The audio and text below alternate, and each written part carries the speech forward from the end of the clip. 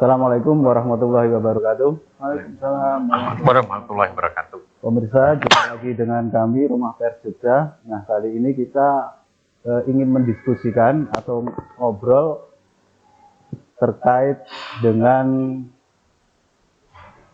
isu yang sedang hangat di DIY saat ini, yaitu terkait dengan kemiskinan. Nah, tema yang kita ambil adalah membedah kemiskinan di DIY dan apa solusinya untuk biar keluar dari kemiskinan. Nah, sebelumnya telah hadir pada kesempatan kali ini beliau Bapak Huda Triyudiana, Wakil Ketua DPRD DIY atau salah satu pimpinan DPRD DIY. Apa kabar Pak Huda?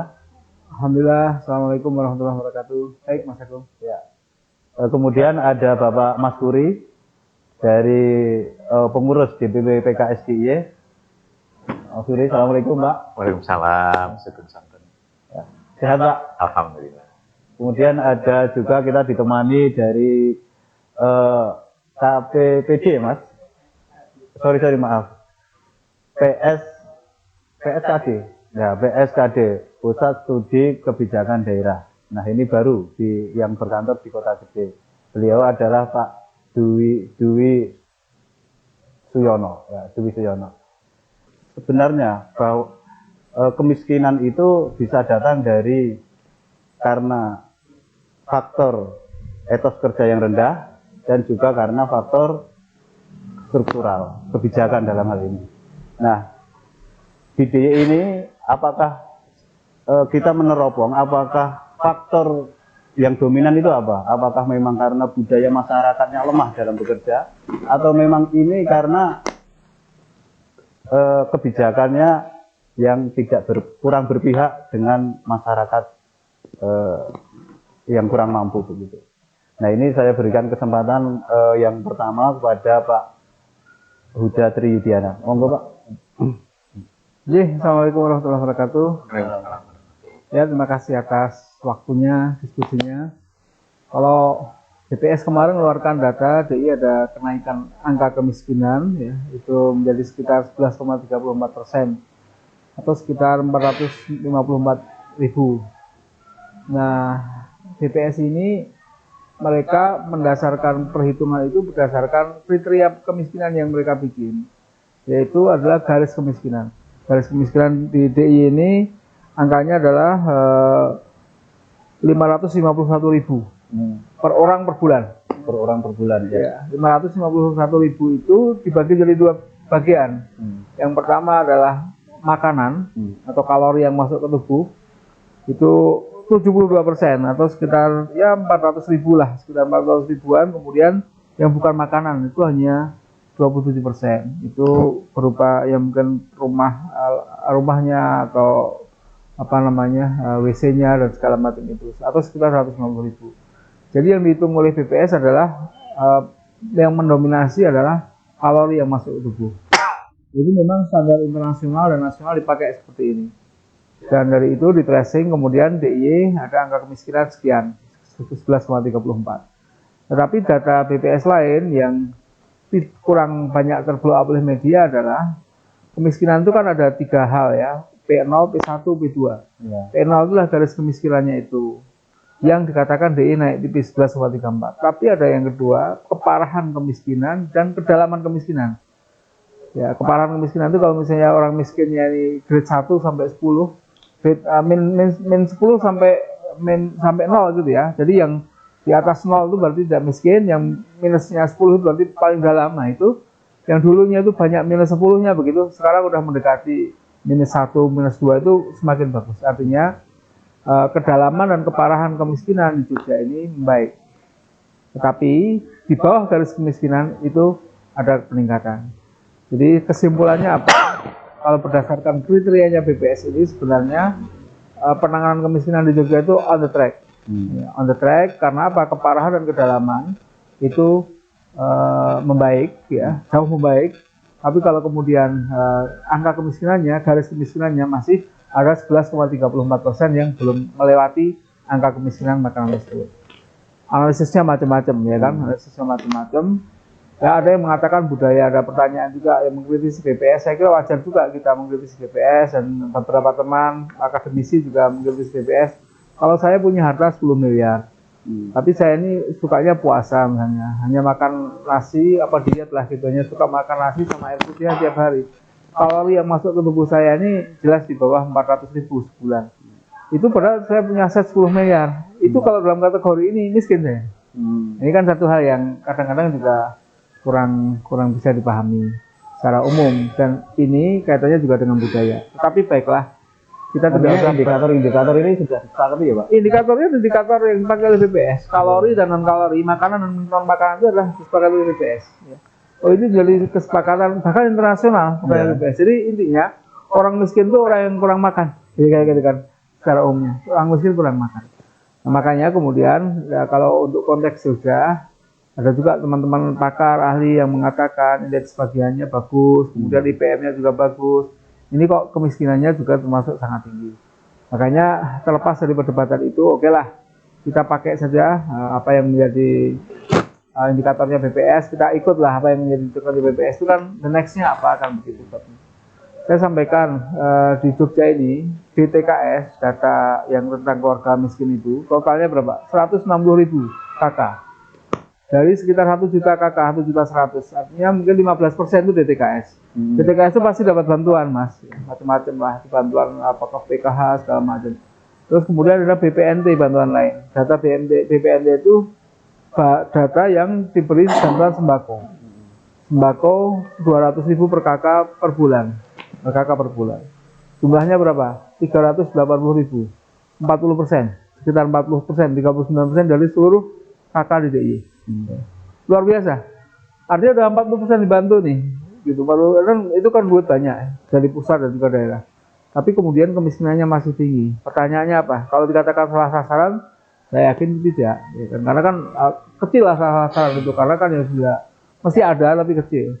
Karena yang dibantu ini sekian kali lipat, 2 kali lipatnya DTKS, ya kan? Gitu. Nah, kenapa kok kemudian masih pada miskin? Yaitu kira-kira karena memang bantuannya ini yang berdasarkan kriteria BPS ini itu yang dalam-dalam banget kemiskinannya. Kalau Ngarsotal mengatakan itu kemiskinan ekstrim atau itu dengan bantuan 200.000 itu per KK per bulan itu belum bisa melompati garis kemiskinan. Sehingga kemudian masih ada 11,34% yang masih di bawah garis kemiskinan itu.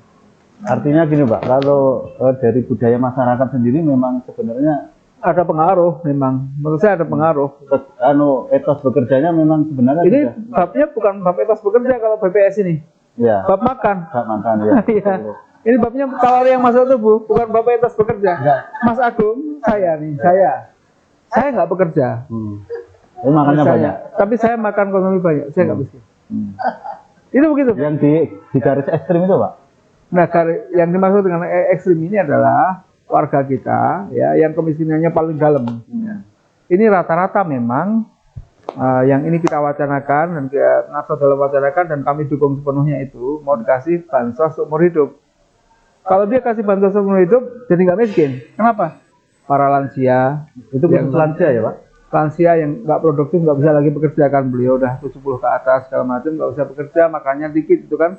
Itu gimana caranya biar dia nggak miskin? Ya cukupi dong kebutuhan hidupnya, mungkin disabilitas berat, sudah bawa palsi segala macam itu 4%, 3-4% dari seluruh penduduk miskin itu. Sehingga ya intervensi yang sekarang ini sedang kita rencanakan dan Ngarsotal wacanakan, kami dukung sepenuhnya, itu adalah apa? Adalah bagaimana agar warga-warga miskin yang ekstrim, yang dalam banget tadi itu, yang udah nggak mungkin lagi bekerja, kemudian juga nggak produktif lagi, sakit, itu dibantu dengan bansos seumur hidup. Karena BPS nggak akan ngitung dia dapat makan itu dari mana. Bantuan itu juga ketika dia masuk kalori tubuh, dapat bantuan dari kasih tetangga, dikasih masjid atau dikasih pemerintah. Ketika kalori masuk tubuhnya itu cukup 400.000 sebulan nilainya, nggak miskin, dia lepas rumah. Begitu ceritanya. Jadi anu ya Pak Huda ingin menyampaikan bahwa dari sisi kebijakan sebenarnya sudah menjangkau ya Pak. Kebijakannya sudah sangat luas, Ya. sangat luas ya. Tapi cuman kurang maksimal. Sangat luas dan rata, tetapi ada orang-orang yang miskinnya sangat dalam ini, ya, itu asupan makannya masih kurang, gitu kan. Sehingga masih dianggap miskin sama BPS, gitu. Nah, pertanyaan kemudian, kenapa dia ini masih dianggap miskin? Kenapa dia nggak makan banyak? Ini bisa jadi memang dia budaya, makanya memang sukanya dikit, atau suka yang puasa kayak gitu macam-macam itu, atau kemudian memang dia memang nggak ada makanan, gitu kan. Kita asumsikan lah, dia kesulitan makanan, maka kemudian kita rencanakan bantu-bantu gitu. Itu Mas kira-kira. Ya. Pak Masudi monggo untuk mengekspor soal kemiskinan di DIY. Saya mengekspresikan Ya. pertama memang dari sisi budaya kita mendukung, artinya kita punya riwayat budaya Trimo ing Bandung. yang itu diterjemahkan Qanaah Pak. nah, bahasa agamanya qanaah. Nah itu dari sisi budaya, tetapi juga dari sisi kebijakan. Nah, mungkin nanti Bapak bisa mengeksplor lebih detail kebijakan makro yang kurang serius. Yang disampaikan Pak Huda tadi kan ibaratnya kebijakan minimal. Kebijakan minimal Untuk orang miskin. Artinya ini survival, ya kan? Seperti orang survival, tapi belum sampai memuliakan orang. Oh gitu, ya. Nah, contoh misalkan begini, tahun 2000 saya sempat baca data, saya ingat kita ini berapa mayoritas petani di Jogja, penguasaan lahannya berapa, ya kan? Ya. Orang tidak bisa hidup memadai hanya kan dengan cara bertani biasa. Nah, ini turunannya nanti ke rumah tangga petani, Ya. RTP, istilah teman-teman sosial pertanian. Nah, itu contoh di pedesaan. Nah, kemudian yang mungkin tidak mudah lagi nanti kalau kita sederhanakan di perkotaan. Kami ada sedikit kegiatan yang sifatnya pemberdayaan ibu-ibu di perkotaan maupun di pedesaan, basisnya kelompok. Dari PKS? Bukan, jadi ini koperasi. Itu Koperasi. Artinya ini pengalaman kami sebagai orang koperasi membaca situasi. Kan kira-kira itu. Artinya dengan existing program pemerintah ini standar minimal. Kan kira-kira begitu ya. Tadi dikasih 300.000 kan nggak dobrak, itu kan berarti pelayanan minimal atau pelayanan di bawah minimal, kan kira-kira begitu. Nah, kemudian kalau kita membaca situasi atas bawah dari sisi budaya yang kadang sering dimaknai sama-sama minimal, ya wis trimo ing pandem tadi, kan gitu. Sebenarnya budaya juga kita balik. Kalau kita budaya itu tangan di atas kan lebih baik. Padahal tangan di atas itu berarti kudu mampu. Nah, bahasa agamanya itu muzaki. Nah, nun sewu kalau yang tangan di bawah itu bahasa agamanya mustahil. Jadi ini perspektif kultural. Nah, kalau perspektif struktural, kebijakan pertama yang masih minimalis, yang kedua penguasaan aset oleh masyarakat itu juga minimal. Contoh misalkan terkait dengan pertanian. Kalau kita eksplor lebih jauh misalkan tingkat kesejahteraan masyarakat kita terkait misalkan tingkat hunian. Tidak mudah orang tinggal di Jogja bagi anak muda, bagi keluarga sedikit di atas miskin yang masuk ke dunia usaha. Apalagi mulai tren ada generasi sandwich. Kertas generasi sandwich. Risetnya Kompas misalkan saya baca, ini anak muda yang mulai menanggung beban keluarga. Nah, ini yang apakah sudah masuk BPS? Kan belum. Artinya ini pendalaman profil demografis anak muda kita. Nah, ini yang kira-kira perlu keseriusan semua pihak, terutama tentu dengan pemerintah, ayo kita memuliakan yang miskin. Kalau kita memberi dalam bahasa agama kan, kalau kita tangan kanan memberi, jangan sampai tangan kiri tahu. Nah, solusinya yang dengan pendekatan kultural atau pendekatan bawah itu ya satu memuliakan, gawe seneng minimal, kalaupun ekonomi masih susah itu tetap bahagia. Artinya solusinya itu orang tidak material dulu, guyub, bahasa Jawanya guyub. Nah, itu dari sisi keluarga. Dari sisi keluarga jangan sampai muncul insiden seperti yang pernah terjadi di Bantul, orang tua dipelkodo sama anaknya, gara-gara anaknya non sewu, bucik apa namanya, karena terlibat asmara dan seterusnya. Ngedoli kabeh itu yang anomali lah. Nah, intinya dari sisi bawah seperti itu. Nah, dari sisi atas perlu dipertimbangkan kebijakan jangka pendek seperti yang tadi disampaikan Pak Uda dan Mas Dalem. Yang kedua, perlu dipertimbangkan kebijakan struktural jangka panjang. Salah satu di antaranya adalah perlunya penataan penguasaan aset masyarakat, di antaranya tanah. Sepanjang kita butuh tempat tinggal dan butuh pertanian, itu contohnya. Ini sangat berpengaruh ya, untuk aset tanah itu sangat berpengaruh dengan kemiskinan gitu. Nah, itu tentu tidak bisa short term. Nah, kalau kita bicaranya menyelesaikan masalah tadi, short term pemerintah yang minimalis dinaikkan. Dari sisi budaya, ayo. Nah, satu lagi dari sisi partisipasi. Tren belajar dari pandemi, orang berderma itu meningkat. By data. Meskipun belum tentu masuk ke statistik ya. Nah, ayo dikolaborasikan. Kita ini punya pemimpin yang stabil di DIY. Nggak gaduh tiap 5 tahun. Nah, tapi ini yang perlu diajak diwongke, kalau perlu partisipasi yang lebih terorkestrasi. Apa yang bisa diperankan pemerintah, apa yang bisa diperankan Pak, kalau dari kan pengurus PKS ya Pak, ada dorongan apa Pak dari PKS sendiri untuk pengentasan kemiskinan? Karena itu kontradiktif loh Pak, PKS sendiri kan keadilan dan sejahtera. Itu ya Pak. Ini kalau kayaknya kalau belum sejahtera itu ada sesuatu yang belum adil gitu.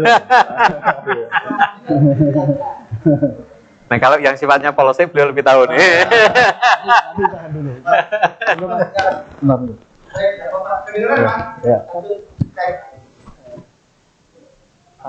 Ya. Mas Duri, saya tertarik dengan hal yang tadi dikatakan dalam kebijakan makro. Kebijakan makro itu kan nanti akan merupakan wewenang dari pemerintah eksekutif yang tentu saja merupakan ini atau berhubungan erat dengan kebijakan dengan program-program di legislatif. Nah, Mas Agung dan teman-teman sekalian, apa sih kemiskinan? Saya sempat tadi dengar Pak Mas Duri mengatakan sebelum acara ini, kemiskinan itu apa? Kemiskinan adalah ketidakmampuan dan ketidakberdayaan seseorang atau sekelompok masyarakat untuk mengakses berbagai hal yang menuju kesejahteraan bagi dirinya dan nah, kemudian kalau pertanyaan saya nanti mungkin bisa ditambahin oleh Mas Uda, bahwa sebetulnya tujuan pembangunan, keberhasilan pembangunan kita di daerah maupun nasional adalah mengentaskan kemiskinan. Itu menjadi tujuan utama gitu. Semua program itu, karena dengan mengentaskan kemiskinan maka kesejahteraan akan tercapai kan. Nah, saya kembali ke DIY. Apa sih DIY kok wilayah penduduknya yang 4 juta kok masih ada persoalannya, kok masih ada yang dalam konteks statistik yang di bawah garis kemiskinan. Walaupun upaya yang cukup baik yang dilakukan oleh Mas Dalem tadi sampaikan Mas Uda bahwa pemberian bansos bagi yang orang-orang lansia yang sudah tidak produktif yang sekitar 200 ribuan, 20 ribuan atau 200 ribuan, 20 ribuan itu lumayan karena dengan ayam itu kan nyekel duit lah ayam ditagih karena ayam kan gitu. Nah ini, nah pertanyaan saya adalah sebetulnya yang gini, Saya masih ingat ketika Wakil Gubernur itu menyampaikan tentang visi dan misi DIY. Yang tadi sempat katakan oleh Pak Mas Suri adalah panca mulia masyarakat, karena di dalam catatan saya itu ada visinya, itu ada panca mulia, yaitu meningkatkan kemuliaan martabat manusia Jogja. Kemudian panca mulia ada kualitas hidup, bla bla bla. Kemudian ada perjumpaan silang. Karena dalam itu perjumpaan silang itu yang nanti diharapkan mampu memberikan efek ekonomi. Jadi jadi yang di sini adalah efek ekonomi yang menjadi strategi kebudayaan untuk mengatasi kesenjangan dan kemiskinan yang masih menggelayut di wilayah D. Artinya bahwa memang benar ada kemiskinan gitu. Memang terjadi kemiskinan, itu yang mau kita garis bawahi. Kemudian ada poin-poin kritis lagi yang saya catat, bahwa pemerintah DIY melalui surat edaran Wakil Gubernur nomor 4567087 tahun 2021 ya, maksudnya kalau nggak salah, tentang inventarisasi program penanggulangan kemiskinan. Artinya apa? Artinya bahwa pemerintah DIY sudah menganggarkan kalau tidak salah sekitar 273 miliar 733 juta. Pakai itu. Itu masih di luar bansos. Di luar bansos. Ya. Itu jadi artinya pemerintah memang sudah menganggarkan lewat APBD gitu, Mas Yuda gitu. Itu di angka kemiskinan waktu itu 12,8%, sehingga dia turun dari 11,90% yang sekarang, apalagi bansos. Nah, pertanyaan saya, kok masih ada? Masih ada orang yang dikatakan Mas Yuda itu P0, miskin banget gitu, miskin ekstrim. Nah, apakah mungkin Mas Yuda bisa menanggapi, Mas Agung, bahwa apakah RPJMD kita tidak punya ruang untuk memberikan kekuatan implementatif bagi OPD daerah untuk mengangkat program-program yang nganu kemiskinan. Saya pikir itu, Mas Agung. Mungkin bisa diingat ya, Mas Yuda langsung ya tanya. Ya, kalau OPD kemiskinan ratusan miliar itu sudah jelas kita anggarkan. Dan kalau persentase apple to apple antara mungkin Jawa Tengah, kemudian Jawa Timur, apple to apple APBD dengan untuk kemiskinan dan jumlah penduduk ya, persentase saya yakin DIY masih paling besar. Ya, tetapi artinya sekarang ini kan kekuatan APBD itu kan hanya 16%. APBD, APBN, kabupaten provinsi, kabupaten kota itu hanya 16% dari perputaran ekonomi di masyarakat. Artinya kemampuan daya ungkitnya itu hanya sebesar itu. Memang tidak besar. Kemiskinan tidak bisa diselesaikan hanya dengan APBD. Tidak bisa. Apalagi yang sudah menyangkut budaya, apalagi kita belajar di COVID kemarin ya. Kita bisa struggle, alhamdulillah melewati itu semua. Peran APBD berapa? Kecil sekali. Contoh vaksinasi saja. Vaksinasi itu dalam hitungan saya terakhir kemarin pas mau mengesahkan APBD perubahan 2021, kita mau ngejar vaksinasi tahap ketiga, itu di perubahan anggaran hitungan saya itu mesti butuh duit sekitar 200-an miliar untuk dukungan vaksinasi. Kita anggarkan ke angka itu. Ternyata yang kepakai berapa? Pakai BDT kita karena di bantuan dan bukan agak bebas ya. Yang kepakai di bawah 20 miliar. Kenapa? Tapi vaksinasinya beres. Kenapa? Partisipasi masyarakatnya besar sekali. Jadi saya kira sama dengan urusan kemiskinan seperti ini. Makanya kalau kemudian budaya juga penting. Kenapa di Gunung Kidul, kenapa di Kulon Progo? Memang mereka pedesaan, mereka kemudian aksesnya kurang, mereka pola makannya segala macam tidak, kalori-kalori yang mereka makan mungkin tidak sesuai dengan hitungan BPS. Jadi poinnya adalah bukan kaitannya dengan sekedar OPD saja. Kalau ini yang kita katakan bansos untuk lansia, seumur hidup atau yang itu ekstrim seumur hidup, itu kan saatnya adalah ya kita mencoba memperbaiki kewajiban negara terhadap rakyatnya gitu. Ya itu mungkin bansos itu nanti dalam bentuk uang atau kita masih diskusikan karena yang dihitung itu kan kalori ya. Kalau saya mengusulkan kerjasama aja sama warung-warung lokal di kampung-kampung itu, nanti ada semacam kuota nilai tertentu bagi warga yang mendapatkan menjadi sasaran itu untuk mengambil secara gratis makanan apa bahan makanan. Jadi untuk mengejar indikator. Ya indikator kan kalori yang masuk kan. Kalau kita pernah nih dikasih uang, Dikasih uang buat beli pulsa. pernah dikasih uang, pernah suatu saat kita itu kasih uang 1 jutaan gitu menjelang data BPS, nggak berpengaruh terhadap kemiskinan. Kenapa? Karena kebanyakan ternyata buat belanja yang lain-lain, ya kan? Beli rokok, beli apa, nggak pas. Ini kan hitungannya kan hitungan BPS, hitungan kalori ya, kita ikuti itu. Sementara yang menjadi program jangka on the track-nya ya, ngasih kayanya, pemberdayaannya segala macam kan sebenarnya sudah on the track nih, kita lakukan terus. Pembangunan itu kan juga banyak dilakukan di selatan ya, APBD kita lakukan. Karena apa? Karena daerah selatan, daerah Gunung Kidul dan Kulon Progo itu kan daerah yang timpang ya, terbelakang dalam sisi pembangunan dibandingkan dengan daerah-daerah utara. Supaya ada senjangannya turun. Kira-kira begitu. Ya, saya masih ingin mendapat informasi lebih dalam kepada Pak Masyuri. Pak, itu gini loh Pak, penanganan kemiskinan kan harus kontekstual. Karena kan kita tidak bisa hanya pada satu term saja, kan bergerak terus ini zaman. Kemudian, pertanyaan saya gini, ini kan partai politik itu kan memiliki peran penting di situ. Apakah Bapak melihat bahwa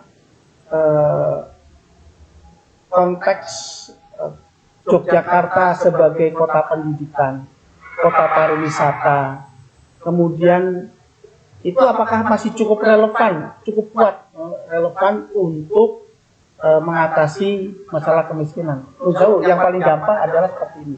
Pada bulan Januari 2023 kemarin, Jogja itu didatangi sekitar 1 juta orang dikunjungi. Artinya itu kan ada multiplier efek yang. Kemudian kemudian yang kedua terkait pariwisata, Solo kan berkembang luar biasa Pak.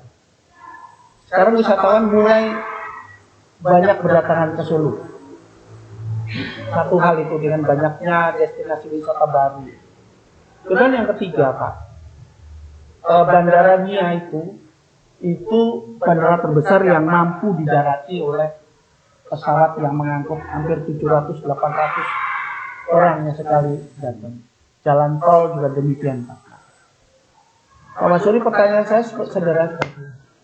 Ketika itu tidak bisa, apakah itu cukup kuat mampu untuk mengangkat gerakan ekonomi yang bisa mengetaskan kemiskinan di masyarakat itu Pak? Itu yang pertama. Kalau memang bisa, harus apa? Kalau Pak Uda mesti udah punya trik-triknya akan seperti apa. Yang kedua Pak, ini dari sudut pandang politik. Yang kedua adalah ketika anak-anak lulusan SMK yang terbaik, yang tidak lagi bekerja di Jogja, ketika dia sudah lulus, dia bekerja di luar negeri, apakah model pendidikan itu yang harus dirubah? Apakah Jogja tidak hanya sekedar menjadi kota pendidikan, tapi juga bisa menjadi kota industri yang menampung semua kegiatan. Ngaten Pak Masyuri. Waduh, abot banget deh. Sebenarnya teman-teman di Dewan yang lebih menguasai kalau sifatnya perspektif makro. Saya sifatnya nambahin mawon. Jadi kalau yang sifatnya ini kan policy makro terkait dengan infrastruktur ya, bandara ya, jalan tol, itu kan lebih banyak domain pemerintah pusat sebagai proyek strategis nasional. Nah, dalam project manajemen pun perlu dipertimbangkan dampak bagi masyarakat. Dulu zaman Pak SBY, kalau membuat jalan tol itu ada kajian sosialnya. Saya tahu misalkan yang jalan tol yang dari Cikampek sampai Cirebon, itu kan sebagiannya ada di masa era beliau. Saya melihat banyak kegiatan-kegiatan yang sifatnya prepare masyarakat kalau di situ ada jalan. Nah, ini yang mungkin non sewu di era Pak Jokowi, pembangunan jalan tolnya gaspol. Nah, prepare masyarakatnya agak kurang. Dalam konteks dalam konteks project manajemen ini perlu dipersiapkan. Misalkan begini ya, orang kalau begitu sudah di jalan tol, kan nggak gampang keluar ya. Nah, katakanlah, ya, Nah, katalah yang jalan tol dari Bawen ke Jogja itu kan ada rest area yang memungkinkan orang dari luar juga. Ini kan satu terobosan. Nah, ini yang kira-kira perlu diperkuat, memitigasi resiko kegoncangan ekonomi lokal karena perubahan misalkan terkait dengan jalan ada jalan tol. Beberapa desa kan bisa dipecah.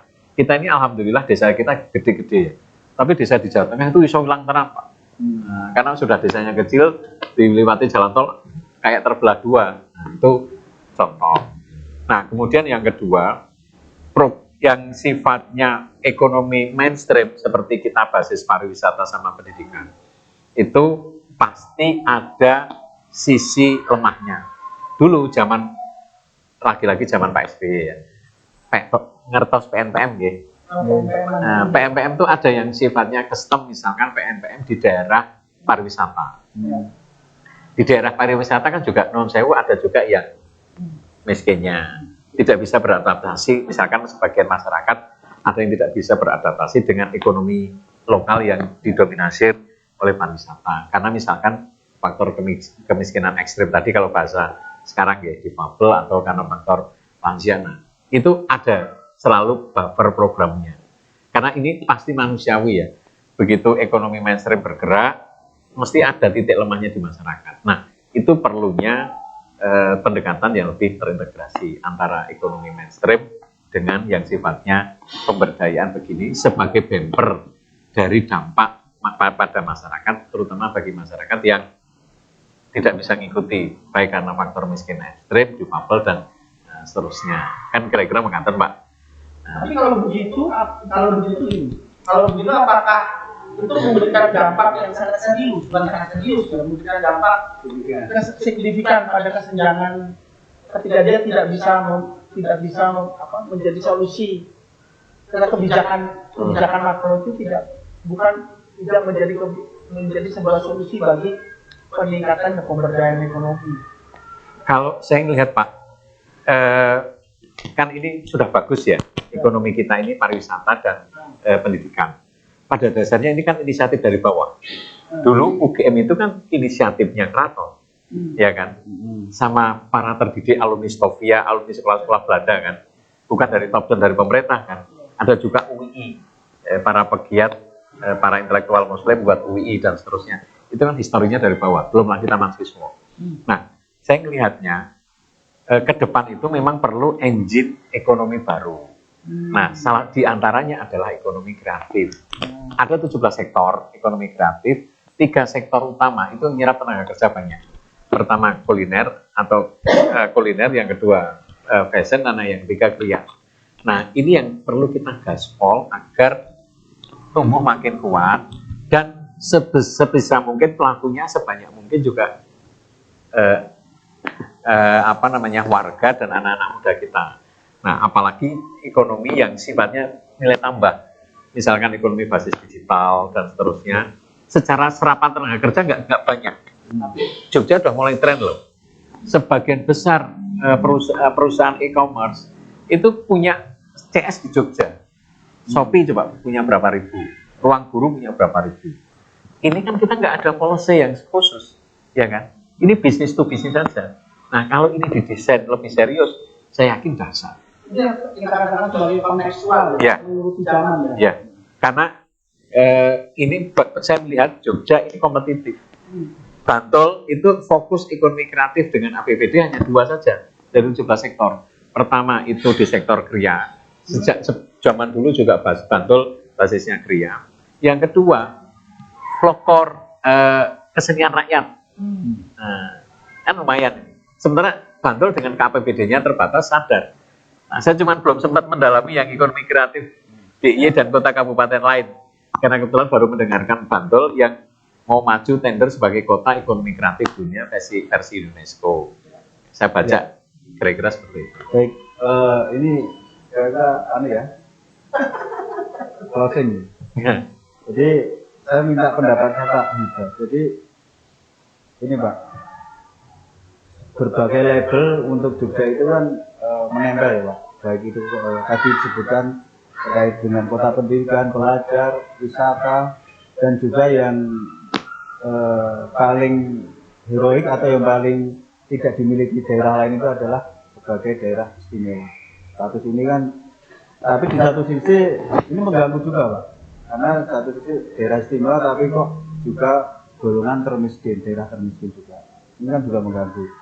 Nah, kiat-kiat atau bagaimana Pak untuk bisa berefek kepada pengentasan kemiskinan.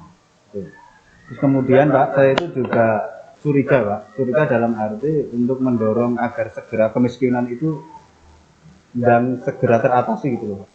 Ini kan sudah berlarut-larut, bertahun-tahun kemarin masih selisihnya antara masih di atas rata-rata nasional sekitar 2%. Ini kok tidak segera mepet. Nah, mungkin Pak, ini masyarakat itu sebenarnya ini target berapa tahun lagi kita itu harus bisa terentaskan kemiskinannya. Jadi program apa, jaminan program apa yang bisa mengentaskan kemiskinan dan butuh berapa tahun lagi? Kalau perlu buat apa Mas? Pansus atau buat gitu. Jadi semua kan memungkinkan instrumen pemerintah. Monggo Pak. Nah, udah. Kalau untuk miskin ekstrim 1 tahun mestinya selesai. 1 tahun ya Pak? Berarti terhitung Miskin ekstrim. miskin ekstrim. Ekstrim itu yang merupakan kewajiban negara selesai dengan bansos itu. Tahun ini selesai ya Pak? Targetnya 1 tahun selesai. Targetnya Sultan nggak dalam itu. Kami dukung itu targetnya 1 tahun selesai. Kalau untuk kemiskinan yang lainnya, artinya secara umum, kami baru bahas RPJMD ini di bulan depan ini. Ya jelas kita nanti akan pasang angka pasti di bawah angka rata-rata nasional. Artinya kalau RPJMD kan 5 tahunan. Nah, semestinya dalam RPJMD itu ketika menjadi kesepakatan bersama antara DPRD dengan Gubernur sebagai dokumen kesepakatan politik dan untuk mengelola pemerintahan, ya dalam 5 tahun itu semestinya selesai. 5 tahun ya Pak? Semua bisa Ya, RPJMD kita pasti akan pasang angka kemiskinan jauh di bawah rata-rata nasional. Kalkulasinya khusus atau memang gitu, ini kan karena masalahnya berada di berbagai sektor gitu Pak. Apa? Untuk program-program kemiskinan itu. Ini berada di berbagai sektor, ya, tapi ada juga yang khusus, ya kan. Kalau kita mengikuti cara hitungnya BPS, itu yang khusus. Perlu khusus ya Pak? Ya, cara hitungnya BPS kan kalau ini masuk ya kan. Perlu pengkhususan nanti ya. Saya punya uang 10 miliar, saya puasa terus miskin ya. Itu kan cara hitung BPS, ya kan. Rekening saya penuh, tapi saya suka puasa, ya gitu ya. Tidak dihitung aset. Tapi kalau untuk secara umum, saya kira memang harus komprehensif dari berbagai sektor. Pak, efek dari status dana keistimewaan. Sekarang dana istimewa ini kan berkembang dari tahun ke tahun ya. Berkembang dari sisi penggunaannya maupun pemanfaatannya sekarang. Ketika awal-awal dana S turun dulu, itu hanya pelaksanaannya hanya pemerintah tingkat DIY saja. Kemudian turun lagi sampai kabupaten kota. Nah sekarang kita sudah bikin nomenklatur keistimewaan untuk tiap-tiap sampai ke kalurahan-kalurahan ya kan. Nah turun lagi sampai kalurahan. Dengan penyebaran dana S yang semakin merata ini, saya kira kita sudah bisa akan lihat seperti apa nanti efeknya. Jadi ini dana S nggak bisa kita langsung kritik di awal, kan perlu belajar segala macam hal dalam mengalokasikan itu. Dan sekarang sudah sampai ke dusun-dusun saya kira. Pak, artinya memang ya Pak, ini kan nawaitunya, niatnya itu mengentaskan kemiskinan benar-benar niat itu ya Pak? Iya, kira-kira begitu. Pak udah 5 tahun, insya Allah. Jadi 5 tahun bisa mengentaskan kemiskinan. Untuk ya, alasannya Pak, dalam dokumen RPJMD. Oke, terima kasih Pak Uda. Oke, terima kasih. Closing statement dari Mas Dewi. Baik, 1-2 kata. Jadi teman-teman sekalian, terima kasih Pak Uga, Pak Mas Suri sudah memberikan informasi dan pencerahannya. Tetapi yang paling penting adalah kemiskinan itu merupakan angka statistik dan menjadi target keberhasilan pembangunan di daerah maupun nasional. Jadi apapun yang bentuknya, ketika angka kemiskinan dalam angka itu masih tetap tinggi, dianggap konsep pembangunannya belum berhasil. Karena semua program itu mengarah pada pengentasan kemiskinan. Oleh karena itu, nah yang menjadi penting juga adalah RPJMD kita, kemudian visi misi kita itu yang memang harus terimplementatif hingga ke bawah dalam langkah-langkah pengentasan kemiskinan. Saya pikir gitu. Terima kasih Pak Mas. Matur nuwun. Saya nambahi pertama yang sifatnya kultur. Salah minimal budaya kita itu saya lihat ada 3 yang nilai utama. Pertama kekeluargaan, yang kedua religius. Nah kemudian yang ketiga itu motivasi untuk berkembang. Nah, meskipun dalam terbungkus nerimo tadi ya. Nah dalam konteks pengentasan kemiskinan, langkah yang paling mudah, murah, dan pasti ada itu keluarga. Jadi dari keluarga itu langkah pertama untuk bertahan hidup, baru berkembang mengentaskan kemiskinan. Nah, keluarga tentu bisa berkembang, keluarga inti, keluarga di masyarakat, RT, RW, dusun, dan seterusnya. Nah, itu yang perlu dipupuk kembali. Nah, yang kedua adalah religius.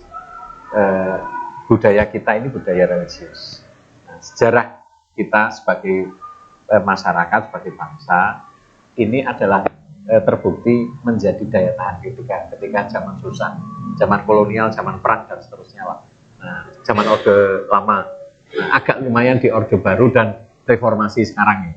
Nah, ini yang perlu diuri-uri agar nilai-nilai begini ayo dipupuk. Nah, akan lebih bagus ditambah para pemimpin itu lebih banyak serawung ke bawah.